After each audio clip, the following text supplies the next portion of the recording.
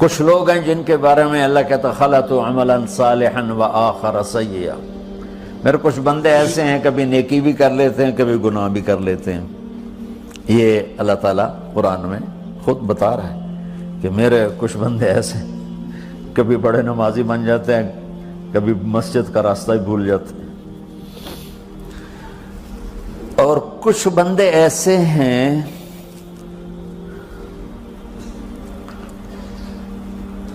جنہوں نے جب سے آنکھ کھولی ہے اس دن سے لے کر آج تک ایک کام اللہ کو راضی کرنے والا نہیں کیا۔ ایسوں سے بھی دنیا بھری پڑی ہے، اور ایک بہت بڑا دنیا کا طبقہ ہے جو اللہ کو جانتا ہی نہیں ہے، جانتا ہے تو غلط طریقے سے جانتا ہے، اور ایک بہت بڑا طبقہ ہے جو اللہ کو مانتا ہی نہیں کہ ہے ہی کوئی نہیں، ایتھیسٹ ہوں میں ایتھیسٹ ہوں۔ تو میرے بھائیوں، میں اللہ کی قسم کھا کے کہہ رہا ہوں کہ کس محبت سے اللہ نے ان لوگوں کو پکارا ہے، کاش میں آپ کو اس کی وضاحت کر سکوں۔ یا عبادی الذین اسرفوا علی انفسہم،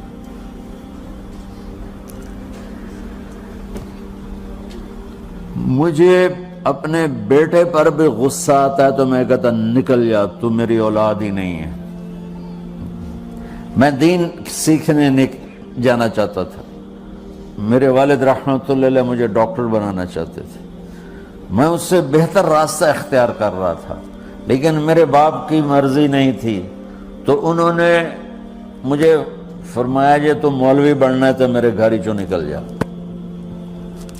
میرے کانوں میں وہ الفاظ آج بھی گونج رہے ہیں۔ وہ میرے خالق نہیں تھے، میرے والد تھے، خالق تو میرا اللہ ہے، اور میں اللہ کی فرمان برداری کا ایک کام نہیں کرتا ہوں، اللہ کی فرمان برداری کا ایک کام نہیں کرتی مرد عورت، ٹھیک؟ تو اللہ کو غصہ اس حساب سے آنا چاہیے کہ بدبخت ہو، بے غیرت ہو، شرم نہیں آتی تنوں ڈوب کے مر جاؤ۔ میں قربان جاؤں، اللہ کہتا ہے یا عبادی، او میرے بندو۔ یہ پتہ کن کو کہہ رہا ہے؟ جو تبلیغ کرتے ہیں، جو علم پڑھتے ہیں، جو یہ بچے کی طرح مصلی پہ نماز پڑھاتے ہیں، جو میری طرح ممبر پہ بیٹھ کے دین بیان کرتے ہیں، جو راتوں کو اٹھ کے تہجد پڑھتے ہیں۔ میرے بندو،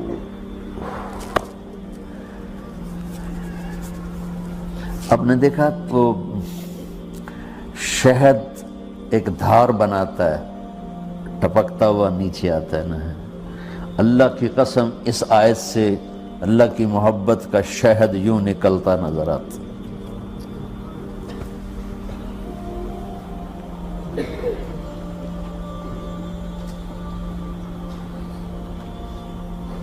یا عبادی، اللہ کو کہنا تھا اوے نافرمانو، کہنا یہ چاہیے تھا جو آگے لفظ میں بتاؤں گا نا، پھر آپ کو خود بخود میری بات واضح ہو جائے گی۔ اوے نافرمانو، بے غیرتو، میرا اللہ کہہ رہا ہے یا عبادی، میرے بندو، یا عبادی، یہ بھی ایک لہجہ ہے نا، یا عبادی۔ او بھائی گل سنو، یہ ایک لہجہ، بھائی سب حضرات توجہ فرمائیں، کتنا فرق پڑ گیا ہے۔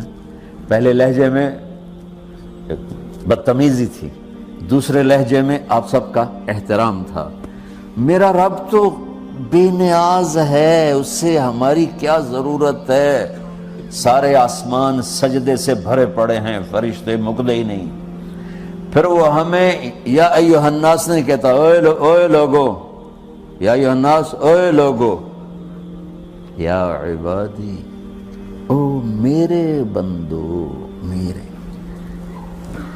یا عبادی سے یوں لگتا ہے جیسے اللہ آگے بڑے رابعہ بصری جیسی عورتیں اور جنید بغدادی جیسے مردوں سے اللہ بات کرنے لگا ہے۔ 3 لفظ ہیں، اسرفوا علی انفسہم، وہ بندے جنہوں نے جب سے آنکھ کھولی ہے ایک دفعہ بھی مجھے خوش کرنے کا کام نہیں کیا، آ جاؤ تم بھی میرے ہی ہو۔ سبحان اللہ نے ایسے باہیں پھیلا دی اپنی رحمت کی۔ یا عباد، تقوی والے نہیں کہا،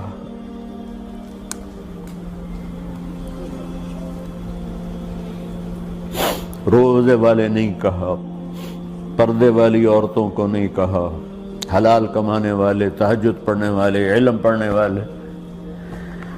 اعلیٰ اعلیٰ اعلیٰ کا مطلب یہاں بہت طاقتور ہے، عربی کے حرفوں کا بھی مطلب ہوتا ہے۔ اعلیٰ کا یہاں مطلب ہے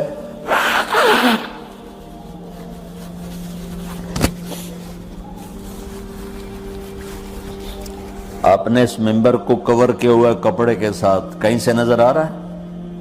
بولو، کہیں سے نظر آ رہا ہے؟ اس کو اعلیٰ کہتے ہیں۔ اللہ کیا کہہ رہا ہے کہ جنہوں نے اتنے گناہ کیے ہیں کہ ان کا جسم گناہوں میں ڈوب گیا ہے، وہ نظر ہی نہیں آتا ہے، صرف اوپر گناہ ہی گناہ نظر آ رہا ہے، نافرمانیاں نظر آ رہی ہیں، ان کا اپنا وجود اس میں نظر ہی نہیں آ رہا۔ اللہ کہہ رہا ہے یا عبادی، اور تسی بھی میرے ہی ہو، آ جاؤ آ جاؤ۔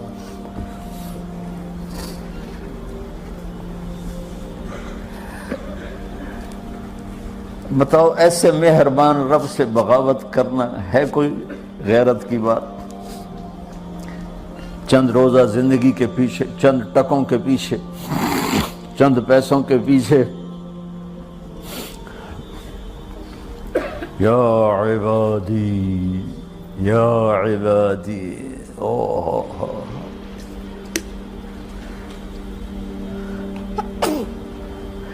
ایک اور حدیث آپ کی برکت سے یاد آئی بڑے زمانے کے بعد، اور وہ بھی یاد آ گئی، بیچ والا سناؤں گا بعد میں۔ اے داؤد، اے داؤد، لو یعلمون المدبرون عنی، داؤد علیہ السلام، اگر ان میرے نافرمانوں کو پتہ چل جائے نا میں ان سے کتنا پیار کرتا ہوں، ان کے کلیجے پھٹ جائیں۔ اگر ان نافرمانوں کو پتہ چل جائے کہ میں ان سے کتنا پیار کرتا ہوں، ان کے کلیجے پھٹ جائیں۔ داؤد جب نافرمانوں سے اتنا پیار کرتا ہوں تو فرما برداروں سے کتنا کرتا ہوں۔